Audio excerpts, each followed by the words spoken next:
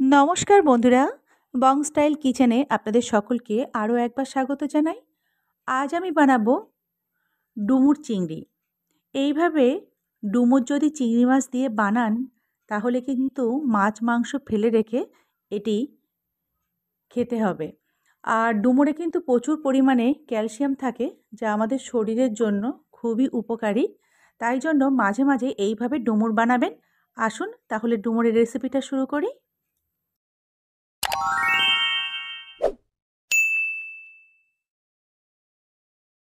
ডুমুরের এই রেসিপিটা বানানোর জন্য এখানে দেখুন 500 গ্রাম গোটা ডুমুর আমি নিয়ে নিয়েছি। এবার ডুমুরটাকে আমি কেটে নেব। ডুমুর কাটার জন্য প্রথমে জলের মধ্যে আমি 1 চামচ নুন আর হাফ চামচ হলুদ দিয়ে ডুমুরগুলোকে আমি গায়ের থেকে এইভাবে কেটে নিয়ে মাঝখানের বীজটাকে বাদ দিয়ে দিয়েছি। এবার ডুমুরটাকে 3 থেকে 4 বার জল পাল্টে পাল্টে খুব ভালোভাবে ধুয়ে পরিষ্কার করে নিয়েছি। এখানে দেখুন একটা প্রেসার কুকার নিয়েছি। প্রেসার কুকারের মধ্যে আমি 1 গ্লাস জল দিয়ে দিলাম। এবার দিয়ে দেব 1 চামচ নুন আর হাফ চামচ হলুদ গুঁড়ো দিয়ে এবার ডুমুরগুলোকে আমি প্রেসার কুকারের মধ্যে দিয়ে দেব। ডুমুরগুলো দেয়া হয়ে গেলে প্রেসার কুকারের মুখের ঢাকনাটাকে আমি আটকে দেব আর গ্যাসে বসিয়ে একটা সিটি দিয়ে নেব। একটা সিটি দিয়ে নিলেই কিন্তু ডুমুরটা খুব ভালোভাবে সিদ্ধ হয়ে যাবে। এখানে একটা মশলা প্রস্তুত করব, তার জন্য দেখুন 1 ইঞ্চি আদাকে আমি কুচিয়ে নিয়েছি। এখানে 15 থেকে 16 কোয়া রসুন আছে আর নিয়েছি 4টে কাঁচা লঙ্কা। এগুলোর একটা আমি পেস্ট তৈরি করে নেব। তবে ঝালটা কিন্তু আপনারা আপনাদের স্বাদ অনুযায়ী ব্যবহার করবেন। এর মধ্যে সামান্য একটু জল দিয়ে দিলাম, দিয়ে পেস্টটা আমি প্রস্তুত করে নেব। এখানে কিন্তু পেস্টটা প্রস্তুত করে নিয়েছি। এবার রান্নাটা শুরু করব। গ্যাসটা আমি জ্বালিয়ে নিয়ে কড়াইটা চাপিয়ে দিয়েছি। কড়াইয়ের মধ্যে প্রথমে একটু সর্ষের তেল দিয়ে দেব। এখানে 100 গ্রাম চিংড়ি মাছকে আগে থেকে কেটে ধুয়ে নুন হলুদ মাখিয়ে নিয়েছি। সেই চিংড়ি মাছটাকে অল্প একটু তেল দিয়ে একটু সময় ভাজা করে নেব। খুব বেশি কিন্তু ভাজা করব না, অল্প একটু ভাজা করে চিংড়ি মাছটাকে কড়াই থেকে তুলে নেব। আবারও কড়াইতে আমি দিয়ে দেব সর্ষের তেল। 4 চামচ সর্ষের তেল দিয়ে দিলাম। এখানে দেখুন আগে থেকে দুটো মিডিয়াম সাইজের আলুকে আমি ডুমো ডুমো করে কেটে রেখেছি। সেই আলুটাকে তেলের মধ্যে দিয়ে ভাজা করে নেব। আলু কিন্তু খুব বড় সাইজের কাটবেন না। আলু ভাজার জন্য যেরকম ডুমো ডুমো করে আলু আমরা কাটি, ঠিক সেইভাবেই কিন্তু আলুটাকে কেটে নেবেন।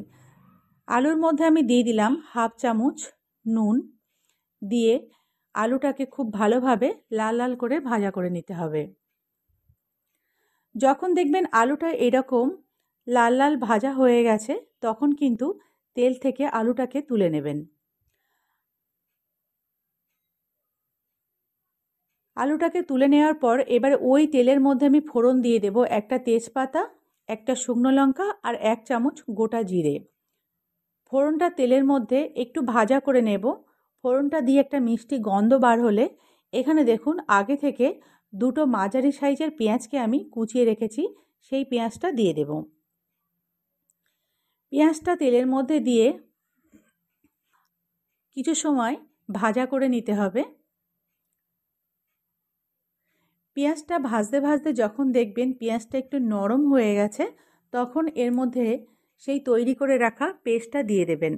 আদা রসুন আর কাঁচা লঙ্কার পেস্টটা দিয়ে দেবেন। পেস্টটা দেওয়ার পর মিডিয়াম ফ্লেমে কিন্তু তত সময় কষিয়ে নেব যত সময় আদা রসুনের কাঁচা গন্ধটা না চলে যায়। আদা রসুনের কাঁচা গন্ধটা চলে যাওয়ার পর এর মধ্যে আমি দিয়ে দেব আগে থেকে কেটে রাখা মাঝারি সাইজের একটা টমেটো। টমেটোটা দিয়ে আবারও বেশ কিছু সময় আমি কষিয়ে নেব।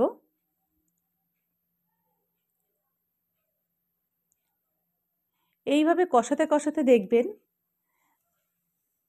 তেল ছাড়তে শুরু করেছে, তখন এখানে হাফ চামচ দিয়ে দেব নুন, হাফ চামচ দিয়ে দেব হলুদ, দিয়ে দেব 1 চামচ জিরে গুঁড়ো আর দিয়ে দেব 1 চামচ ধনে গুঁড়ো। এবার সামান্য একটু জল দিয়ে দেব যাতে মশলাটা না পুড়ে যায়। সামান্য একটু জল দিয়ে খুব ভালোভাবে আবারও আমি মশলাটাকে 2 মিনিট মতো কষিয়ে নেব।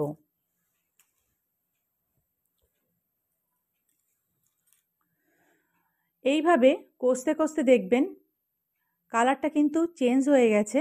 তখন কিন্তু এর মধ্যে সিদ্ধ করে রাখা ডুমুরটা দিয়ে দেব। ডুমুরটা কিন্তু একটা সিটি দিয়ে আমি নামিয়ে রেখেছি আর একটা ঝুড়িতে ঢেলে দিয়েছি জল ঝরানোর জন্য। জলটা ঝরে গেছে। এবার ডুমুরটাকে কড়াইয়ের মধ্যে দিয়ে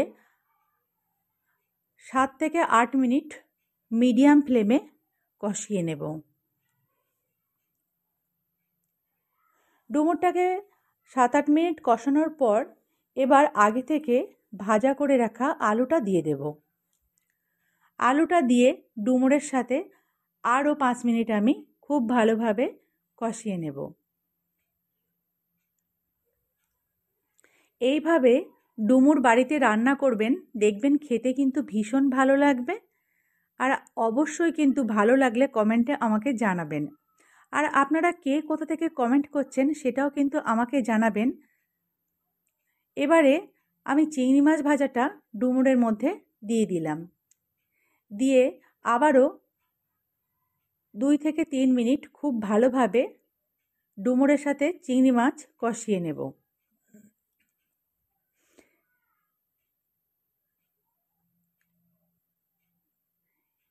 প্রায় কিন্তু সব কিছু সিদ্ধ, ওই জন্য অল্প একটু জল এখানে ব্যবহার করব। খুব বেশি জল ব্যবহার করার প্রয়োজন নেই।